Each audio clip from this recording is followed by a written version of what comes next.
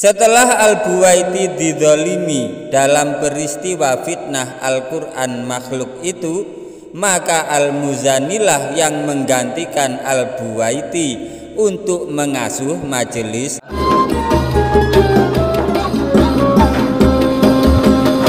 Assalamualaikum warahmatullahi wabarakatuh.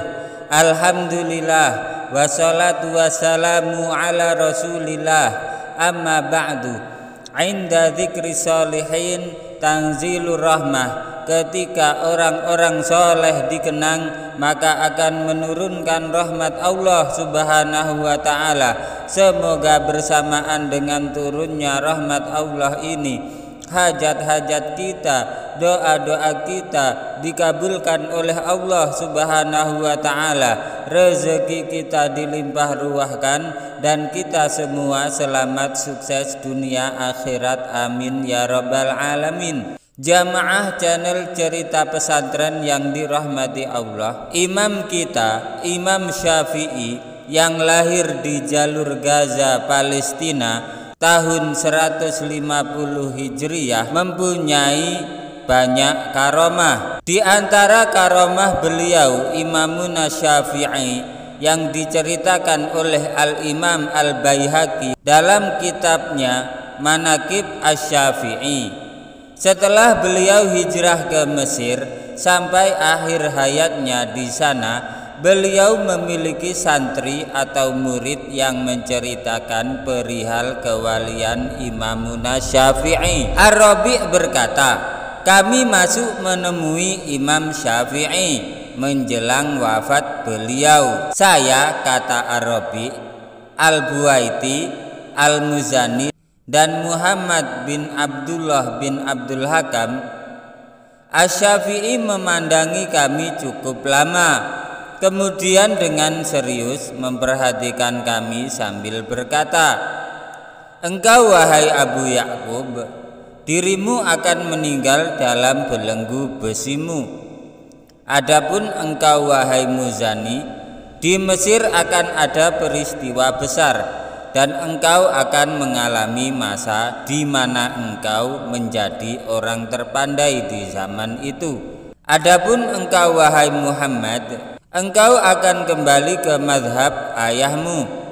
Adapun engkau wahai Rabi' akan menjadi muridku yang paling bermanfaat bagiku dalam menyebarkan kitab.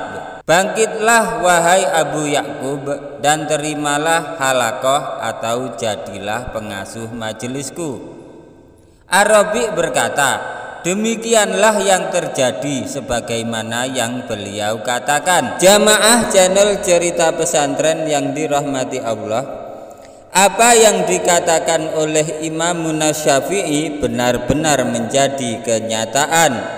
Pada masa Khalifah Al-Wathiq billah Ibnu Abi Du'ad yang beraliran Mu'tazilah memerintahkan wali Mesir untuk memanggil Al-Buwaiti dan mengetesnya terkait Al-Quran.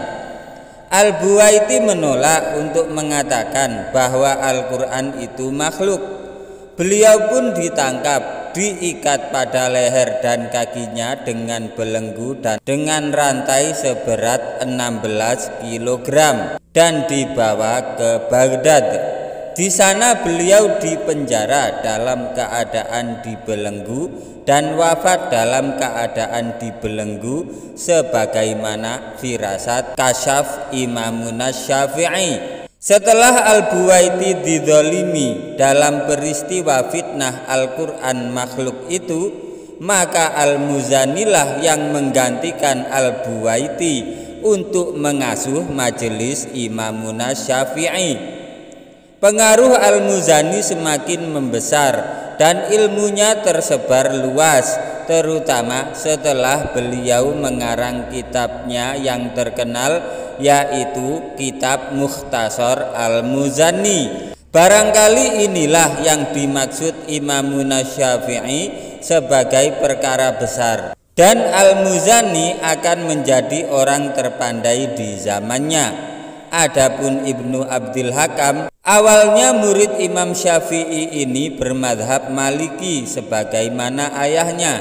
Setelah Asy-Syafi'i datang ke Mesir, beliau tertarik dengan ilmu Imamun Asy-Syafi'i, berguru kepada Imamun Asy-Syafi'i dan menjadi murid Imamun Asy-Syafi'i. Pada saat Asy-Syafi'i sakit, Ibnu Abdul Hakam ingin menggantikan Imamun Asy-Syafi'i sebagai pengasuh majelis. Al-Buwaiti menolak karena beliaulah murid Imamun Asy-Syafi'i yang dipercaya sang imam. Akhirnya terciptalah ketegangan di antara keduanya.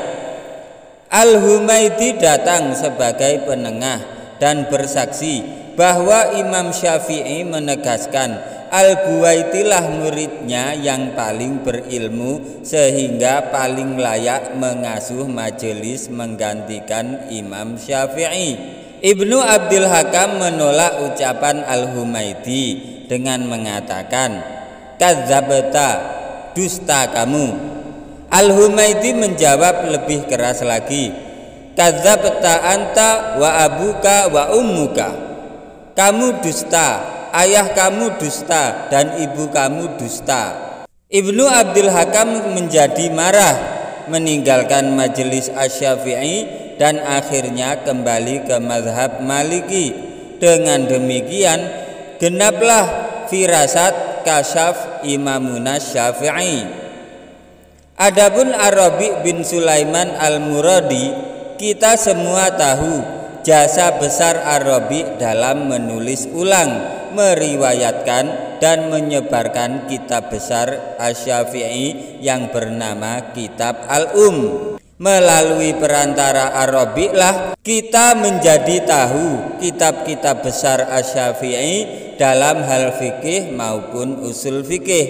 Dengan demikian genap pulalah firasat Imam Syafi'i. Jamaah channel cerita pesantren yang dirahmati Allah, karamah Imam Syafi'i dalam cerita inilah yang disebut Imamun Ghazali dengan istilah Al-Kasyaf atau Mukasyafah, dan orang-orang sufi kadang menyebutnya ilmu laduni. Semoga cerita ini bermanfaat bagi kehidupan agama kita di dunia maupun akhirat. Jangan lupa like, komen, subscribe, dan share, bagikan karena cerita ini sangat bermanfaat. Wabillahi taufiq wal hidayah waridha wal inayah. Wassalamualaikum warahmatullahi wabarakatuh.